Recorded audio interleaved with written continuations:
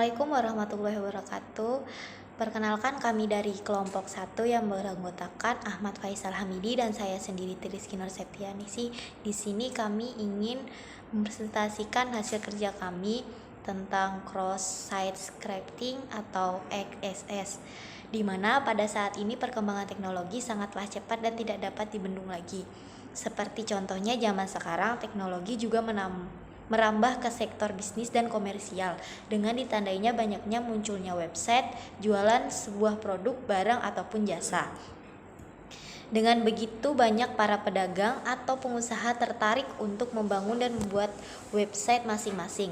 Akan tetapi, banyak dari pembuat website tersebut yang melalaikan atau kurang pahamnya tentang keamanan website itu sendiri, di mana banyak pembuat website yang tidak menerapkan sistem keamanan yang berstandar pada lembaga tertentu yang sudah teruji, seperti menerapkan beberapa fitur yang telah disediakan untuk mencegah beberapa serangan tertentu. Dan di sana juga terdapat beberapa halaman yang mengedukasi bagaimana cara metode hacking menyerang dan apa yang harus dilakukan untuk mencegah hacking itu terjadi, sehingga diharapkan nantinya dapat meminimalisir terjadinya hacking pada website tersebut. Masuk pada pengertian cross-site scripting atau XSS adalah serangan injeksi kode pada sisi klien dengan menggunakan sarana halaman website atau web aplikasi. Peretas akan mengeksekusi skrip berbahaya di browser korban dengan cara memasukkan kode berbahaya ke halaman web atau web aplikasi yang sah. Forum, kolom komentar, dan message biasanya digunakan oleh penyerang untuk memposting link untuk membuat skrip berbahaya. Cross-site scripting ini sering digunakan untuk mencuri session cookies yang memungkinkan penyerang untuk menyamar sebagai korban.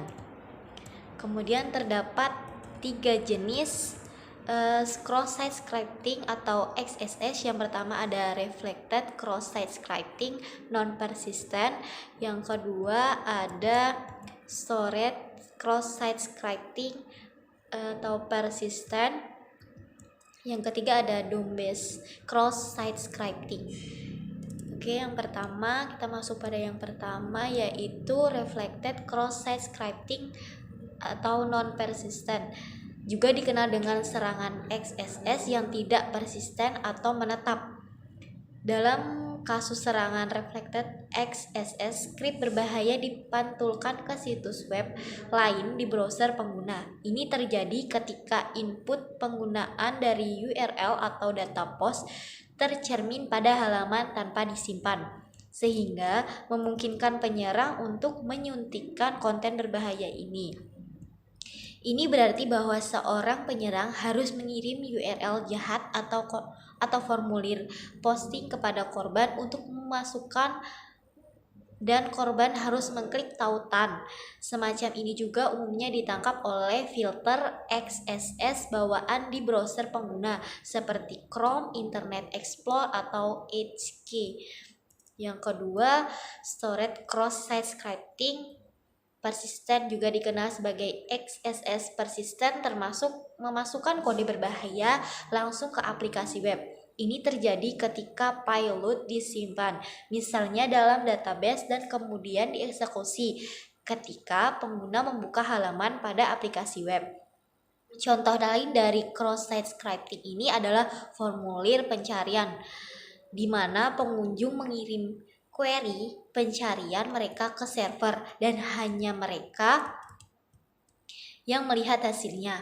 Penyerang biasanya mengirimkan tautan khusus korban yang mengarahkan pengguna yang tidak curiga ke halaman yang rentan.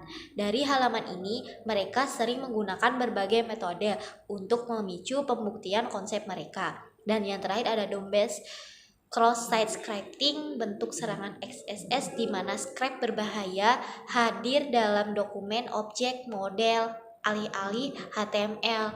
Dalam serangan cross-site scripting yang reflected dan storage, kalian dapat melihat payload kerentanan tetapi dalam XSS berbasis DOM, kode sumber HTML dan respon serangan akan persis sama, yaitu payload tidak dapat ditemukan di responnya. Itu hanya dapat diamati pada saat runtime atau dengan menyelidiki DOM halaman. Selanjutnya akan dilanjutkan oleh teman saya Ahmad Faisal Hamidi. Cara kerja serangan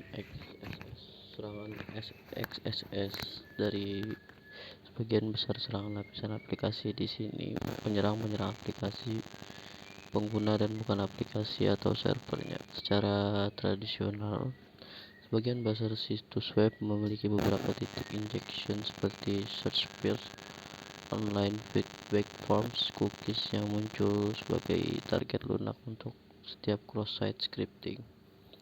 Dampak dari serangan cross-site scripting merupakan dampak dari serangan tersebut.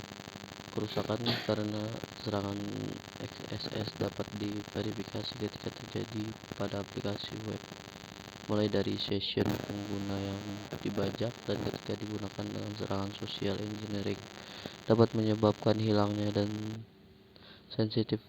data sensitif pengguna dengan eksploitasi serangan XSS.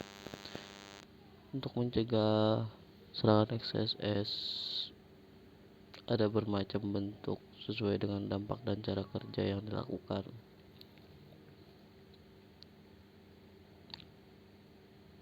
Namun saat ini sudah tidak ada lagi mungkin pihak developer dalam mengetahui bahwa pemerasan XSS adalah di output bukan pada inputnya.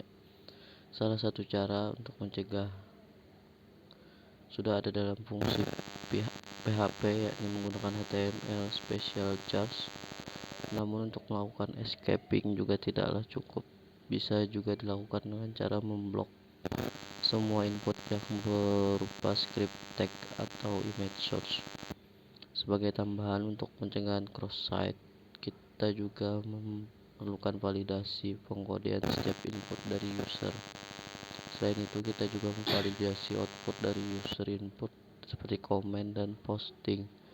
Kita bisa juga menggunakan framework pada bahasa pemrograman server-side seperti script text pada HTML dan PHP. Contoh kasus cross-site scripting yaitu peristiwa yang akan diangkat kali ini adalah kejadian di 2004 di mana KPU memperkenalkan teknologi terbarunya yang bernilai 152 miliar. Bermula dari KPU yang klaim secara sepihak bahwa sistem teknologi yang digunakan sudah sangat canggih, namun aksi pamer tersebut menarik banyak perhatian dan ternyata dapat banyak lubang dalam sistem.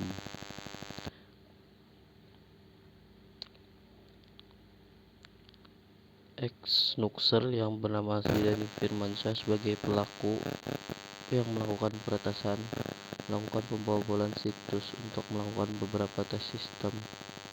Ternyata bisa melakukan dengan mudah, bahkan tanpa tool khusus. Dia berhasil meretas situs tabulasi nasional pemilu pada 16 April 2004. Berselang 7 bulan kasus itu, Dani itu yang dikenal sebagai Snuxer itu dituntut hukuman 1 tahun penjara dan denda 10 juta, tetapi karena dia bersikap kooperatif, hukuman dipangkas menjadi 6 bulan 21 hari. Kesimpulan, cross-site scripting yang berpotensi untuk menjadi salah satu serangan yang paling berbahaya untuk sebuah situs web. Hal ini tentu bisa menjadi konsekuensi yang mungkin tidak akan bisa pemilik website manapun menerimanya. Sekian dari kelompok kami. Saya mohon maaf. Assalamualaikum warahmatullahi wabarakatuh.